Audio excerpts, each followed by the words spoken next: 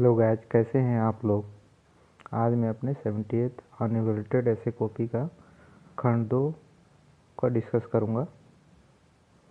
इसमें भी 4 ऐसे थे, जिसमें से मैंने जो टॉपिक लिया था वो था शिथिल कानून और व्यवस्था नारी सशक्तिकरण की बाधा है। इसकी शुरुआत मैंने एक कोटेशन से किया था कि तन के भूगोल के परे एक स्त्री के मन की गांठें खोलकर कभी पढ़ा है उसके भीतर का खौलता इतिहास? यदि नहीं तो तुम क्या जानते हो रसोई और बिस्तर से परे एक स्त्री के बारे में। ये निर्मला पुतुल के द्वारा लिखी गई है और इस कोटेशन से शुरुआत करना किसी भी ऐसे का एक अच्छा मानक माना जाता है। फिर मैंने लिखा है, उपरोक्त पंक्ति आज भी हमें गंभीर चिंतन एवं सोचने को मजबूर करती है कि आज 21वीं सदी में भी महिलाओं की इस स्थिति का जिम्मेवार कौन है, तथा इस संबंध में कुछ ऐसे ठोस कदम उठाने को उत्साहित करती है कि इनके जीवन में क्रांतिकारी बदलाव आ सके।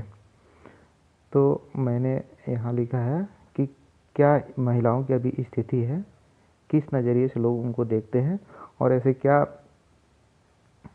कौन से कारक हैं जो इनकी स्थिति को बनाए रखी है।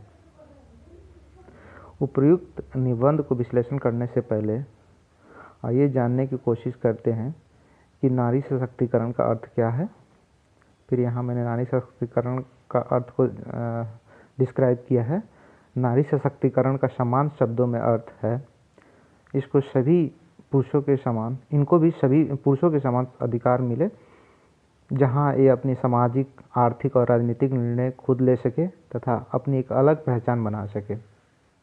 वहीं शिथिल कानून और व्यवस्था से तात्पर्य ऐसे कानून व्यवस्था से है जो पक्षपातपूर्ण हो तथा लैंगिक समानता पर आधारित हो तथा यूँ कह सकते हैं नारियों से संबंधित मामलों को नज़रअंदाज करता हो। तो यानी दोनों को डिस्क्राइब किया कि शिथिल कानून व्यवस्था क्या है और ऊपर वाले पैराग्राफ में मैंने नारी सशक्तिकरण का डिस्क्राइब किया है। तो जो ऐसे का मेन थीम था कि आप यहाँ देखेंगे शिथिल कानून व्यवस्था और नारी सशक्तिकरण, तो मैंने उन दोनों को डिस्क्राइब करा है। अतः शिथिल कानून और व्यवस्था नारी सशक्तिकरण की बाधा है। जानने से पहले आइए जानने की कोशिश करते हैं कि प्राचीन काल से महिलाओं की स्थिति कैसी रही। फिर मैंने 1-2 पैराग्राफ प्राचीन काल से वर्तमान समय तक जो महिलाओं की स्थिति रही उस पर थोड़ा डिस्क्राइब करा है। प्राचीन काल में महिलाओं की स्थिति देखें तो काफ़ी अच्छी रही है। वैदिक काल में उन्हें समाज द्वारा समानता का अधिकार प्राप्त था। वो पुरुषों के भांति सभा समिति में अपना मत रख सकती थी। जैसे उदाहरण दिया, लोपामुद्रा गार्गी आदि महिलाओं का नाम सबसे ऊपर आता है। उत्तर वैदिक काल में मध्य काल में आते आते इस स्थिति में काफ़ी गिरावट हुई और यह वस्तु के समान बन गई। मतलब डिग्रेडेशन हुआ था जो प्राचीन काल से उत्तर वैदिक काल और मध्यकाल में महिलाओं की।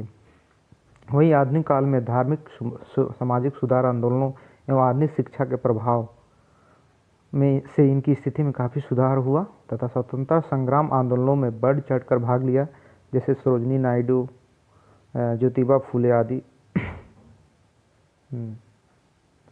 वहीं वर्तमान परिदृश्य में देखें तो हमारे वित्त मंत्री निर्मला सीतारमण और राष्ट्रपति द्रौपदी मुर्मू जी राष्ट्र को सुशोभित कर रहे हैं, लेकिन अगर ज़मीनी आंकड़े पर जाएं तो महिलाओं की भागीदारी पुरुषों के अनुपात में काफ़ी कम है। तो यहाँ पे मैं थोड़ा थोड़ा पैराग्राफ लेके प्राचीन से लेकर वर्तमान समय महिलाओं की स्थिति पर चर्चा करा है। अतः हम यह जानने की कोशिश करेंगे कि कैसे कानून में शिथिल कानून और व्यवस्था नारी सशक्तिकरण में बाधा है। फिर यहाँ नेक्स्ट पैराग्राफ में मैंने भारतीय संविधान में जो प्रावधान किए गए हैं नारी से सशक्तिकरण को लेकर उसको डिस्क्राइब करा है। भारतीय संविधान की प्रस्तावना भी सामाजिक, आर्थिक, राजनीतिक न्याय की बात करता है। यहाँ प्रस्तावना का भी जिक्र कर दिया तथा इस संबंध में हमारे संविधान में कई अनुबंध भी किए गए हैं, जैसे अनुच्छेद 14 के तहत विधि के समक्ष समानता, अनुच्छेद 15 के तहत लैंगिक समानता, अनुच्छेद 19 के तहत अभिव्यक्ति की स्वतंत्रता। ऐसे कई उपबंध किए गए हैं जिससे महिलाओं को भी पुरुषों के समान अधिकार प्राप्त हो तथा वे पुरुषों के साथ कदम से कदम मिलाकर चल सके। लेकिन जब हकीकत रूप में ज़मीनी स्तर पर देखते हैं तो हम पाते हैं कि यह सभी उपबंध कागजी है जो शिथिल कानून और व्यवस्था के चलते अमूर्त पड़ा है। इस पर एडम गोंडवी की कुछ पंक्तियाँ याद आ रही है। मतलब ऐसे अधिकार तो दिए गए हैं लेकिन वो कानून व्यवस्था के आगे न के बराबर है। तो इस पे मैंने एडम गोंडवी को जो चर्चित है कुछ लाइनें उसको लिखा है। तुम्हारी फाइलों में गाँवों का रंग गुलाबी है लेकिन ये आंकड़े झूठे और किताबी है। चलिए आगे देखते हैं। सामाजिक क्षेत्र में देखते हैं तो आए दिन महिलाओं हिंसा की प्रत्येक की घटनाएं सुनाई देती है, जहां महिलाओं के साथ यौन शोषण, दहेज प्रथा के नाम पर प्रताड़ित तथा पितृसत्तात्मक सोच आदि के द्वारा शोषण किया जाता है तथा जब ये मामले सुनवाई के लिए जाता है तो शिथिल कानून व्यवस्था के कारण अब प्रभावी हो जाता है। अभी एक रिपोर्ट के अनुसार महिलाओं पर होने वाले हिंसाओं की संख्या में दुगुनी वृद्धि हुई है, जिसका मुख्य कारण शिथिल कानून व्यवस्था ही है। राजनीतिक क्षेत्र में महिलाओं की राजनीतिक रूप से सशक्त करने के लिए स्थानीय स्वशासनों में आरक्षण प्रदान किया गया, लेकिन वहाँ भी शिथिल कानून व्यवस्था के कारण उनका स्थान सरपंच पति ने ले रखा है।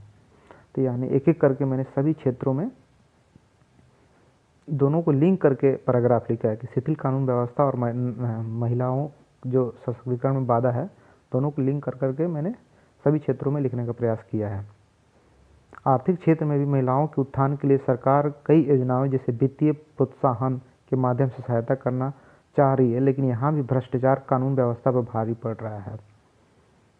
अतः नारी सशक्तिकरण हेतु सामाजिक, आर्थिक, राजनीतिक सशक्तिकरण के साथ साथ कानून और व्यवस्था को भी सशक्त करने की जरूरत है तथा एक स्वच्छ एवं स्वस्थ कानून और व्यवस्था बनाने की जरूरत है जो लैंगिक समानता पर आधारित हो, इसके साथ साथ संवैधानिक मूल्यों की भी स्थापना करें। तभी जाकर हम महिलाओं की भागीदारी को 100% सुनिश्चित कर पाएंगे तथा भारत की 2047 तक विकसित राष्ट्र के सपनों को साकार कर पाएंगे। अतः इसमें सभी की समान भागीदारी की आवश्यकता की ज़रूरत है। फिर इसका जो एंडिंग है मैंने एक कविता से किया, छोटा सा लिख के, नज़र बदलो नज़ारे बदल जाएंगे, सोच बदलो सितारे बदल जाएंगे, कश्तियों को बदलने की ज़रूरत नहीं, दिशा बदलो किनारे बदल जाएंगे। आई होप आप लोगों को ये मेरा दूसरा जो खंड का एसे है वो अच्छा लगा होगा और अपना कमेंट ज़रूर बताएं कि एसे आप लोगों को कैसा लगा। Thank you so much.